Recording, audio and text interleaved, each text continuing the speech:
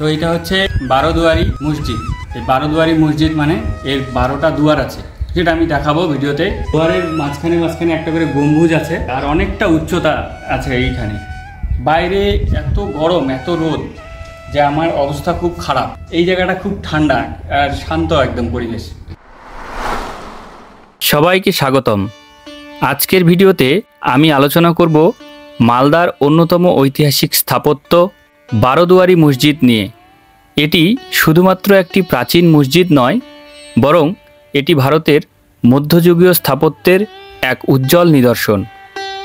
আমি এই মসজিদের ইতিহাস, স্থাপত্যশৈলী, সংস্কৃতি এবং বর্তমান অবস্থার বিষয়ে বিস্তারিত কিছু জানাবো। বারোদুয়ারি মসজিদ ভারতের পশ্চিমবঙ্গ রাজ্যের মালদা জেলায় অবস্থিত। এটি প্রাচীন গৌড় শহরের অংশ, যা একসময় বাংলার রাজধানী ছিল। ধারণা করা হয় যে মসজিদটি নাসিরউদ্দিন নুসরাত শাহ কর্তৃক নির্মিত হয়েছিল। এটি বাংলার সুলতানি আমলের এক অসাধারণ নিদর্শন। বারোদুয়ারি শব্দটির অর্থ 12 দরজা বিশিষ্ট মসজিদ। যদিও এই মসজিদটিতে মূলত 11টি প্রবেশদ্বার রয়েছে, তবুও প্রচলিত কাহিনীতে বলা হয় যে এর 12টি প্রবেশদ্বার থাকার কথা ছিল, যার থেকে এই নামকরণ করা হয়েছে। এর দৈর্ঘ্য প্রায় 55 মিটার এবং প্রস্থ প্রায় 24 মিটার। গম্বুজ সংখ্যা 11টি গম্বুজ বিশিষ্ট এর দরজার সংখ্যা 12টি দরজার থাকার কথা থাকলেও বর্তমানে 11টি দরজা দৃশ্যমান। লাল ইট ও পাথরের ব্যবহার লক্ষ্য করা যায়, যা গৌড়ের অন্যান্য স্থাপনাতেও দেখা যায়। তো এটা হচ্ছে বারোদুয়ারি মসজিদ।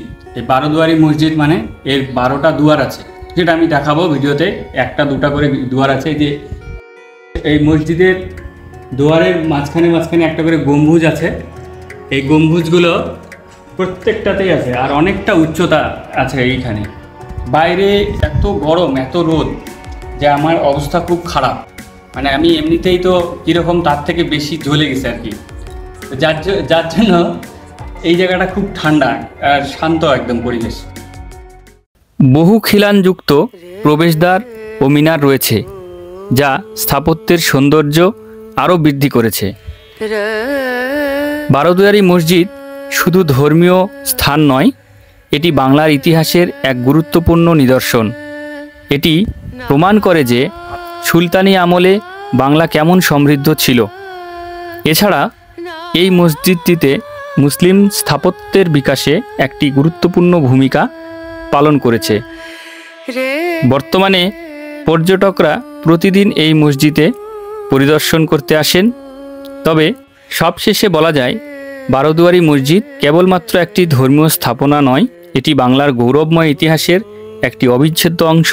মালদা থেকে অনেকটাই ভিতরে, বাইকে না আসলে মানে টোটো রাস্তা আছে, কিন্তু বাইক নিয়ে আসাই ভালো, যা বুঝতে পারলাম। ধন্যবাদ সকলকে ভিডিওটি দেখার জন্য।